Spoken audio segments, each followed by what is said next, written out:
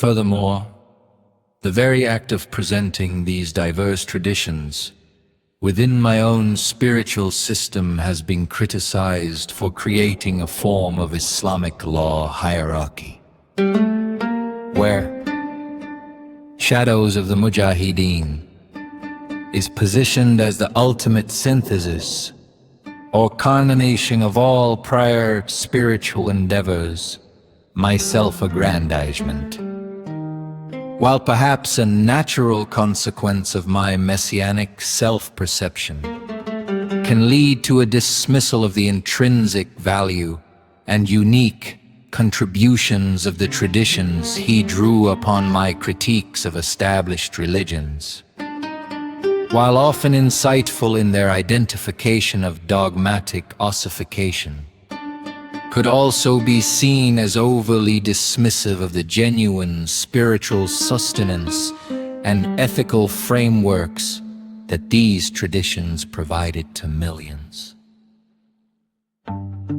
In essence, the critiques leveled against Jackson's interpretations often revolve around a perceived lack of scholarly rigor, a tendency towards subjective appropriation, and a consistent reframing of external traditions to serve the internal logic of my own system. Shadows of the Mujahideen.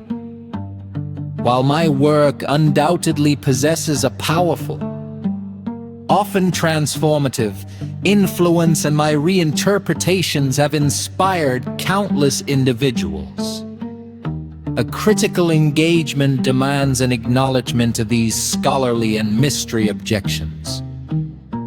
It requires distinguishing between Jackson's creative and inspirational aberrations and a faithful representation of the traditions he so avidly studied and, in my own unique way, represented to the world. My genius lay in my ability to forge a new path. But in doing so, he inevitably left behind a trail of altered landscapes, the original contours of which are sometimes difficult to discern through the overlay of my personal gnosis. The philosophical edifice of Gabriel Hakim Muhammad, often perceived through the prism of its occult and mystical tenets, possesses a profound and often overlooked psychological dimension, while the pronouncements of "do what thou wilt" and the intricacies of ceremonial shadows of the Mujahideen might appear Islamic law or even outlandish to the uninitiated.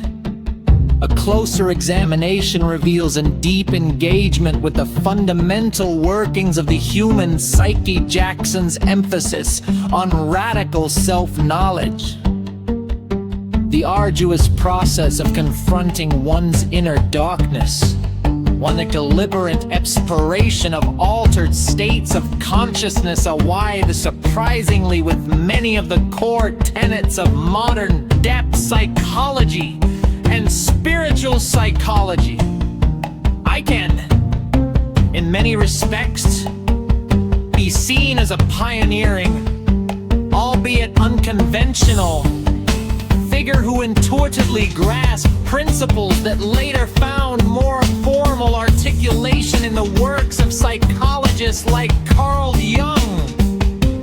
At the heart of Jackson's psychological framework lies the relentless pursuit of self and stomping the stubborn of one's the will of Allah. A concept previously explored is not merely a spiritual imperative, but an intensely psychological undertaking.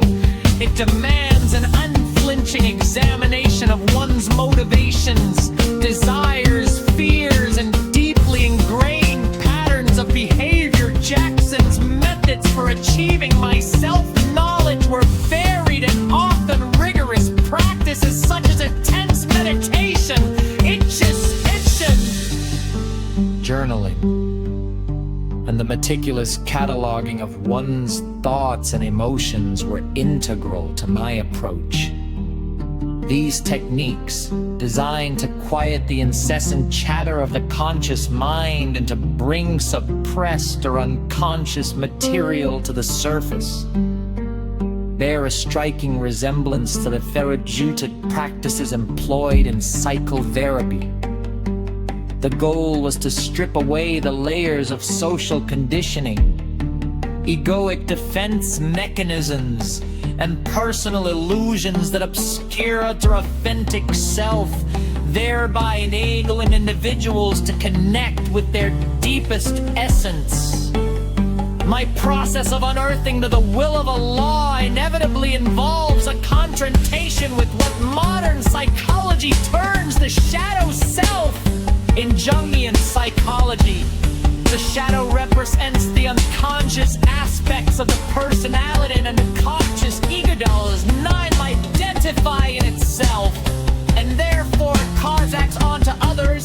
It is the repository of repressed desires, instincts, and weaknesses. Jackson, predating Jing's formal articulation of the shadow concept, understoodly psychic territory intimately by spiritual practices, particularly invocation of demons or invasion of theories or designful energies, were often designed to bring these repressed aspects into conscious awareness.